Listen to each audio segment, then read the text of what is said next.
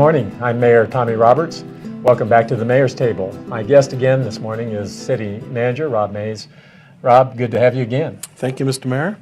So Rob, this is our 51st segment of the Mayor's Table. And it's hard to believe we've gotten that many of them done. When we began this a year ago, I don't think that we had any hard and fast plan about the format or how long or how often or how frequently we might produce these segments and present them to the public that is interested in seeing them.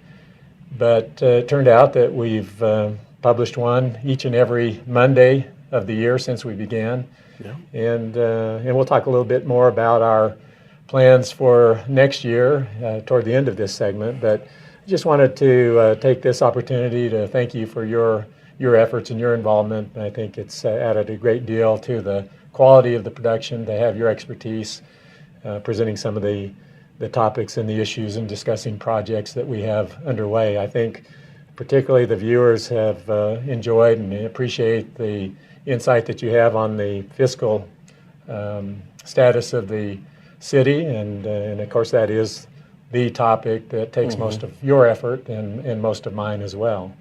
But we also want to thank a couple of other people who have been instrumental in seeing these segments produced, and we have Shauna Reeves, who is on our staff here and who does a lot of work in coordinating guests, scheduling guests in, and thinking of topics for the segments that we do produce. And she's done a great job with that. And then clearly Greg Allen has done a great job in videoing these segments and producing them. And I think over the 51 weeks or 52 weeks now, I think we've seen the quality of the productions even improve. When I thought in the beginning they were very good. But I think that we learn a little bit as we go, and hopefully these productions are perceived as high quality productions with good information in them. So I want to take a little bit of time, and not too much, but let's just reflect on the past year, 2016. What is your perception about the challenges you faced and how we've met those challenges?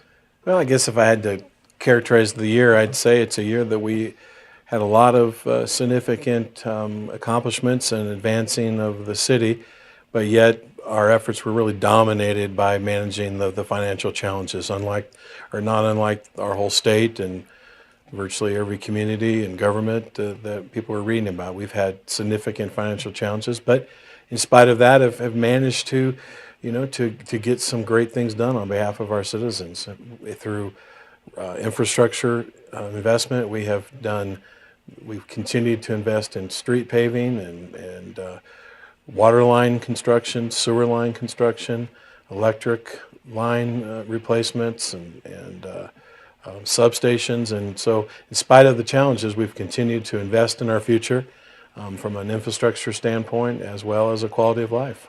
I think that the kinds of challenges we face might cause a lot of local governments and governments in general to kind of sit on their hands for a while and just try to get through the difficult times. But I think that we haven't just been sitting on our hands. I think that we've been continuing to try to consider fiscally prudent projects and programs and services in our community that we can embrace and provide.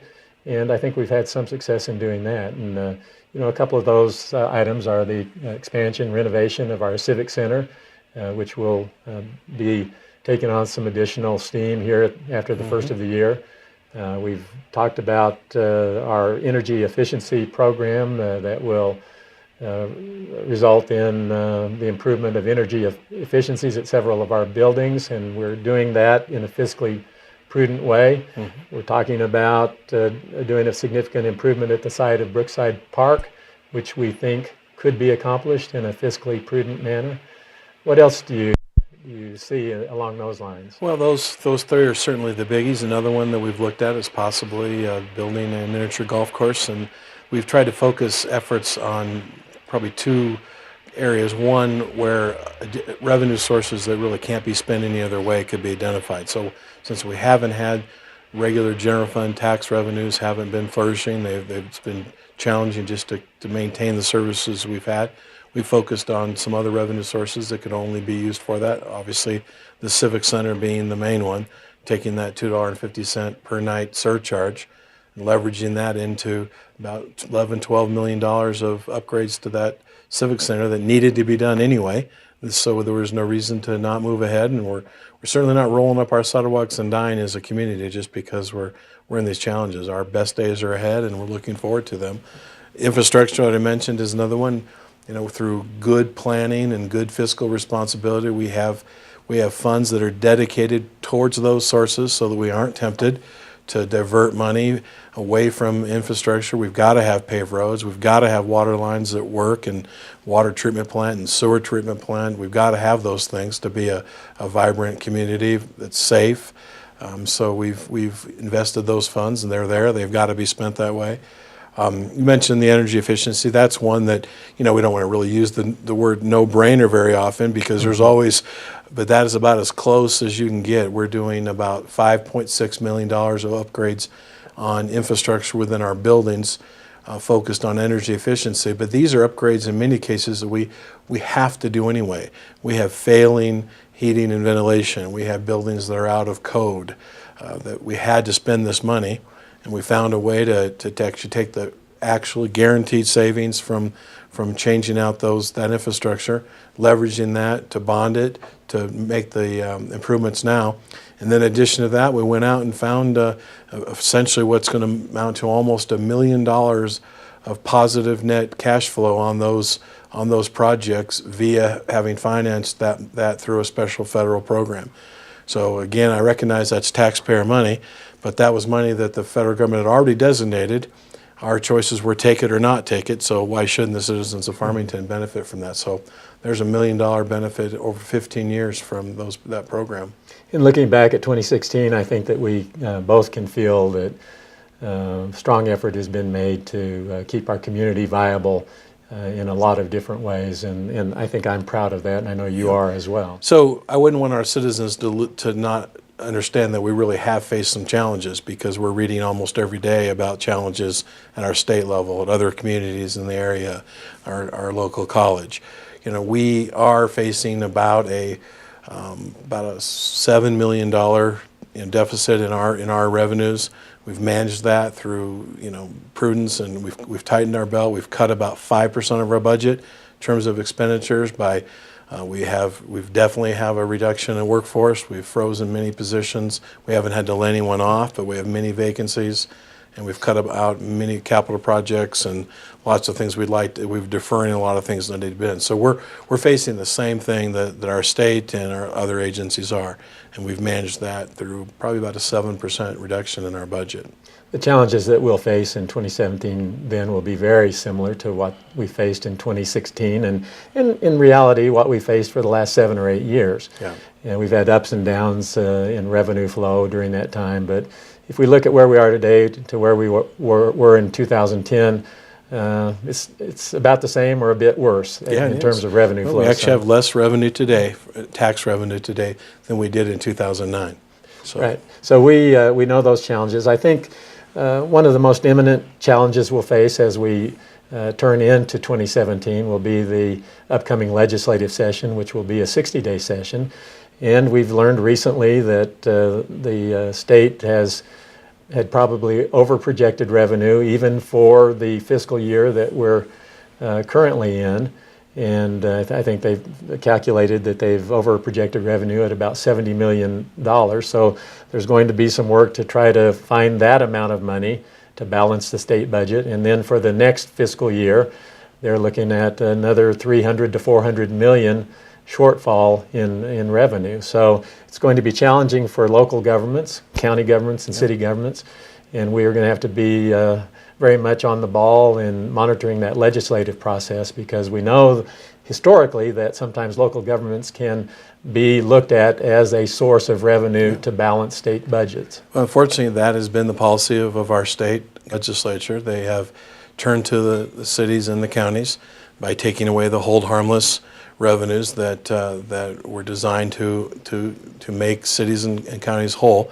And so you ask about kind of reflect on our year. Our year began in January, last legislative session, with another affront coming after us for more of our money. Then they had a special session in October. It came back at us again for more of our money, and we're already told absolutely be ready in January. They're coming back for more of our money. And it just seems that while we recognize the state has major challenges in this economy, the very same economy that they rely on is the same economy we rely on. And it just doesn't seem that they have an adequate understanding of the challenges of local governments are had. And we've already tightened our belts. We've spent our cash reserves, and we have to keep our police forces staffed and our fire stations open, and with the expectations that our citizens are the very same constituents of our state government, and we've got to find a way to keep the playing field level and stick to the rules, and not be changing the rules for one entity to solve their problem on the backs of another. Yeah. Well, so much for wrapping up, I think, this calendar year. I think I'd like to maybe turn it now to focusing on the holiday season, and Christmas is coming up Sunday, and I think we both want to wish our viewers a very Merry Christmas and a happy holiday season. Would you like to make that wish as well? I agree. Merry Christmas. So we do appreciate the fact that people have appreciated our efforts to provide this information to you through this forum and through this medium. We have gotten a lot of anecdotal reaction to these segments, and many people have approached us and indicated that they very much enjoy watching these segments, and that they learn something from them. We know that our viewer statistics are pretty strong, and we're happy with that.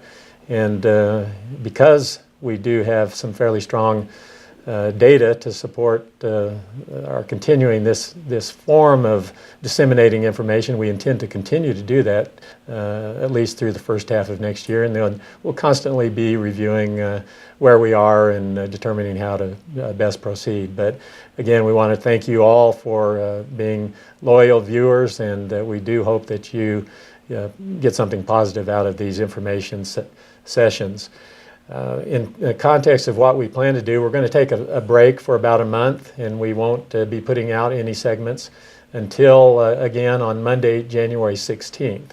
And we'll be prepared to rev it up again, and in the meantime, we'll be doing a lot of thinking and brainstorming about topics. If you're a viewer and you're interested in this program and would like to see a particular topic discussed, then please let us know. You can go online at the City of Farmington website and email us or call us, and we'd be happy to entertain any subject matter for discussion on this program. So once again, we want to wish all of you a very happy holiday season. Thank you for being a supporter of our efforts here. We'll look forward to seeing you again on Monday, January 16th.